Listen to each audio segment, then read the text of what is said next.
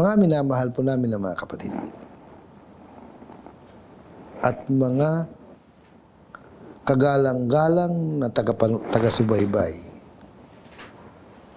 ipagpatuloy po natin ang ating pagpapaliwanag hinggil sa ang pag-uugali ay kaugnay ng pagsamba. Naipaliwanag natin mga kapatid, ang pagdarasal, ang pagsamba o pagsasala na tinatawag sa wikang Arabic. Ngayon, ay dadako tayo sa iba pang halimbawa na napakahalaga. Napakahalaga kasi isang uri ng pagsamba na nagpapatibay, nagpapatatag ng samahan ng mga mananampalataya. Walang iba mga kapatid kundi ang az-zaka, ang kawanggawa na obligasyon ng bawat Muslim na umaabot sa sapat na halaga, ang tinatawagan na nisab. Umabot sa sapat na halaga ang kanilang kinikita, maaaring buwan-buwan o taon-taon. Kaya obligasyon ng sino mang Muslim na ang kanyang kinikita ay lagpas dun sa kanyang pangangailangan. Pagkatapos, yung sumubra sa kanyang kita ay umabot dun sa hangganan ng yaman na obligado ka nang magbigay ng zaka. Pareho rin yung gumagawa ng zaka na buwan-buwan, na yung buwan-buwan mga kapatid, hindi yung obligado ha. Ang obligado taon-taon.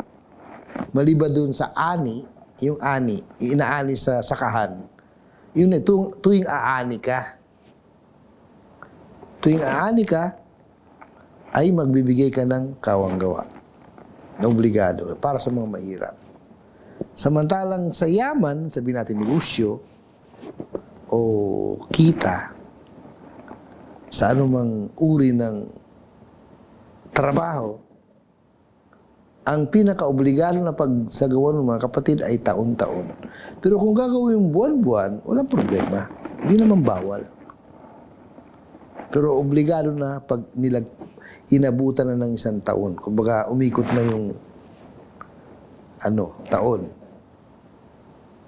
Obligado ka lang magbigay. Kapag yung naitabi mo na pera ay umabot na sa sapat na hangganan para magiging obligado ka magbigay.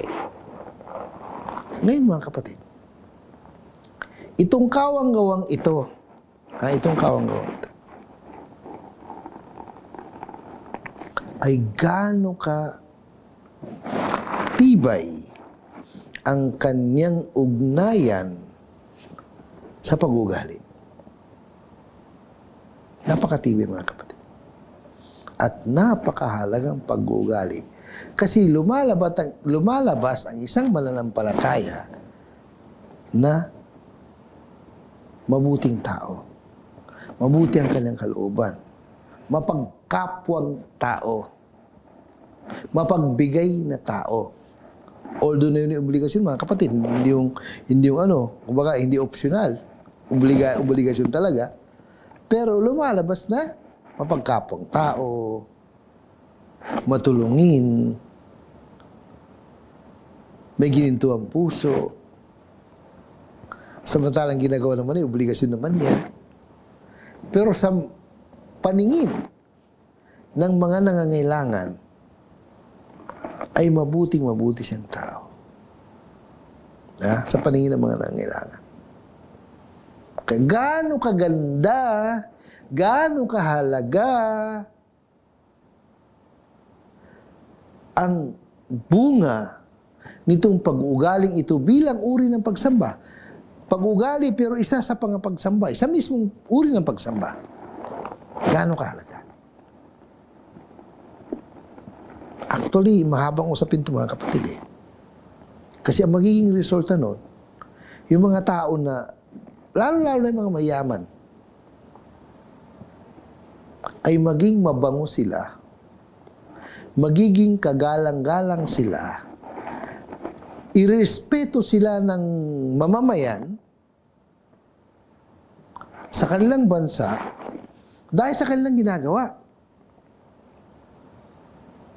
Igagalang, irespeto. Yung mga nagbigay ng kawanggawa sa mga mahirap na. Sa Islam kasi mga kapatid, obligadong kawanggawa na kung saan ibibigay mo sa mga nangangailangan.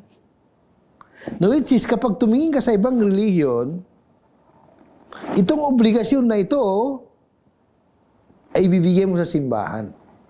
Halimbawa sa Christian, ibibigay mo sa pastor, ibibigay mo sa simbahan. Eh paano yung mga mahihirap? Yung mga mahirap nga, nagbibigay pa eh. Allahu Akbar. Kaya napakahalaga ng epekto nito na isang uri ng pagsamba at the same time ay mabuting pag-ugali the same time. Wala nang wala nang pagkakaiba sa pagsamba at ugali. Pagsamba at isang uri ng magandang pag-uugali. Bakit mga kapatid, sa mga ganitong lugar na naipapatupad ang ganitong batas? Naipapatupad. Bakit sabihin natin, namumuhay sila ng mapayapa? Hindi ko naman sinasabi na 100% na mapayapa. Pero bakit namuhay sila ng mapayapa? Katulad na lang ng Saudi Arabia, ng Kuwait. Bakit walang huldapan? Bakit walang nakawan?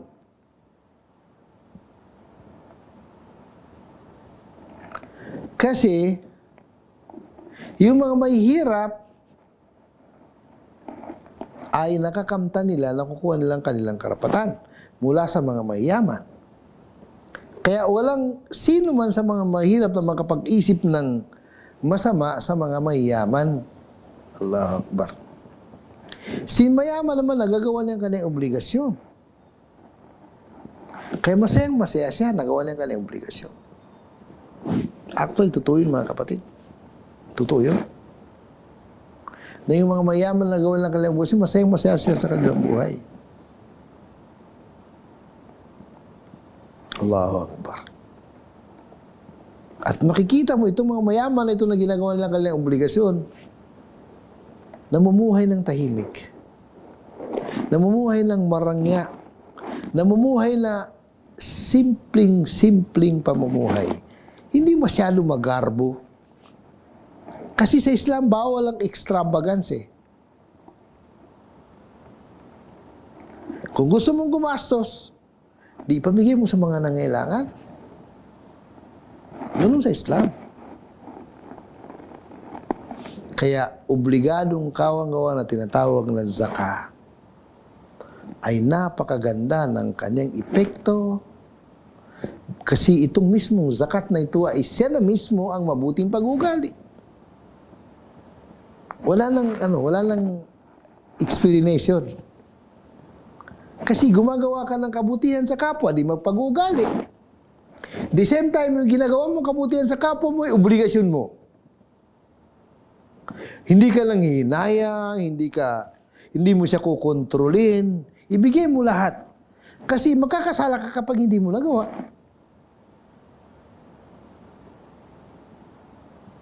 Kaya tingnan mo yung magandang samahan ng community na kung saan nagagawa ni mayaman ang kanyang obligasyon sa kay mahirap.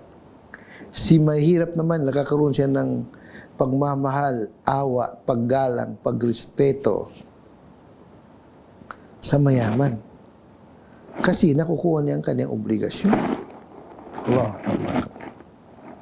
Allah, pag ganun kaganda ang Islam at ganun kaganda ang mabuting pag-uugali, mabuting asal na itinuturo sa Islam. Na ibig sabihin nun, pagiging mabuting pag-ugali natin sa Islam ay obligasyon. Obligasyon natin. Hindi yung kung gusto mo lang. Hindi, obligasyon natin. Allahu Akbar. Kaya napakaganda mga kapatid. Napakahalaga. At napakagandang bunga ng mabuting pag-uugali na kung saan itong mabuting pag-uugali ito ipinag-utos sa atin. Utos, obligasyon. Kaya, una-una sa kimayaman na nagbigay ng kanyang obligasyon, nalinis ng kanyang pagkatao. Nalinis ng kanyang kalooban. Naitutuwid niya ang kanyang personalidad. Nawala yung pagmamataas. Kasi ito obligasyon. Kumbaga sa ano, kung ako'y mayaman, halimbawa, at hindi naman siguro mangyari, nakapagbigay ako sa mga nangailangan, natutuwa ako. At hindi ko ito pagmamataas. Bakit? Kasi yung ginawa ko, obligasyon eh. Baka sa ano, hindi, anong tawag doon? Hindi bilang awa lamang. Kundi obligasyon ko. Okay. Hindi yung isang uri lang ng pagkakaloob. Kundi isipin ko ito yung aking obligasyon. Kaya natutuwa ako nagagawa kong aking obligasyon. Pagkatapos, doon namang sa kabila, yung mga nakatanggap, tuwan-tuwa. Kaya sa tingin nyo, kaya magkakaroon pa ng lamangan, magkakaroon pa ng alitan, inggitan, sa pagitan ng mayaman sa kamahirap, hindi na eh. Hindi na eh. Kanina lang, nabasa ko, may nagpost, nagpadala sa akin sa WhatsApp na sa Saudi Arabia, meron tinatawag na as-salla al-ghidaiya. Ibig sabihin yung as-salla kasi parang ano, parang basket. Basket ng grocery. Mga pagkain. Na kung saan ilista mo lang online ang pangalan mo. Makakuha ka ng iba't ibang klase ng pangailangan sa bahay, bigas, asukal, lahat ng mga dilata, lahat. Actually, nung nasa Saudi Arabia ako, nakakatanggap ako ng gano'n. Ang punto, nakalagay doon, kay Saudi ka o kay foreigner ka, basta mag-online ka lang, ilista mo ang pangalan mo, makakatanggap ka, sabihin sa'yo, saan lugar ka? Okay, kunin mo yung ilang sako na ganito, ganon. Marami, minsan, isang kahon na ganyan, malaking kahon, punong-puno ng lahat ng grocery. Plus, idagdag mo yung isang sakong bigas. Idagdag mo yung isang sakong asukal o harina. Allahu Akbar. Sino gumagawa ng mga kapatid? Siyempre mga negosyante. Iipunin nila yun, magsama-sama lahat para mabigyan ng lahat ng nangangailangan, ano man ang lahi. Halimbawa sa Saudi Arabia, may gumagawa ba ng ganun sa ibang lugar, lalo na sa mga hindi Muslim? Siyempre, mga kapatid, wala. Kasi tingin nyo kaya, ako, nakaupo lang ako sa internet, tapos mag-i-lista kong pangalan ko, pagkatapos ako tatawagan ako, okay, kunin mo yung ano mo sa ganitong lugar kung saan ka malapit. Nandun ang pangalan mo, itong number mo, yung number nung para sa'yo. Kaya nakakatuwa eh. Sa tingin mo kaya, kung gano'n ang community nagbibigayan, magkakaroon pa ng mga masamang tao, mga magdanakaw, mga snatcher, mga manluluko, wala na eh. Magkakaroon na ng malakas na kapit sa naugnayan sa lahat ng tao. Kasi sa ganito mga ugali, mga kapatid, minsan hindi pinag-usapan dito ang relihiyon eh. Kung ikaw yung nangangailangan, ano man ang iyong relihiyon, kasama ka. Kaya napakahalagang pag-uugali, mga kapatid. Ano ang sabi ng Allah sa Surah At-Tawbah? Itong sinabi ng Allah, ba'a'udhu billahi minasyaitanir rajim, khudh min amwalihim sadaqatan tutahhiruhum wa tuzakkihim biha. Khudh min amwalihim sadaqatan tutahhiruhum wa tuzakkihim biha.